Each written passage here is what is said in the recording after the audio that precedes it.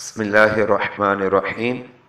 پہلی کلپ میں اہل سنت و جماعت کا عقیدہ پیش کیا تھا اور دوسری کلپ میں اس بات کو واضح کیا کہ قرآن خود جو ہے نبی اکرم علیہ السلام کو نور کہتا ہے اور اس پر ائمہ تفاسیر کے اقوال پیش کیے۔ اب اس کلپ میں آپ کے سامنے ایک حدیث مبارکہ پیش کرنا چاہتا ہوں، اور یہ حدیث مبارکہ جو پیش کر رہے ہیں حضرت سیدنا امام احمد بن حنبل کے استاد ہیں، اور ان کے علاوہ حضرت سیدنا امام بخاری اور امام مسلم کے دادا استاد ہیں، اور ان کا نام ہے امام عبدالرزاق۔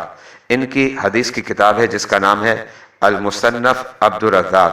اس کے اندر یہ روایت وہ پیش کرتے ہیں کہ حضرت سیدنا جابر بن عبداللہ رضی اللہ تعالی عنہما روایت کرتے ہیں کہ نبی اکرم علیہ السلام کی بارگاہ میں نے عرض کی، یا رسول اللہ صلی اللہ علیہ وسلم، اس بات سے آگاہ کریں کہ سب سے پہلے اللہ رب العزت نے کس کو پیدا کیا؟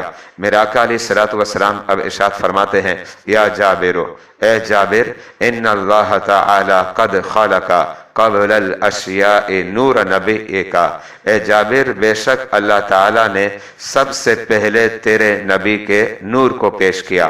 یہ روایت مذکورہ مصنف عبدالرزاق کے اندر بھی ہے، اور اس کے علاوہ جو ہے علامہ قسطلانی علیہ رحمت الرحمن نے المواہب اللدنیہ کی جلد اول صفحہ نمبر 9 پر بھی پیش کیا۔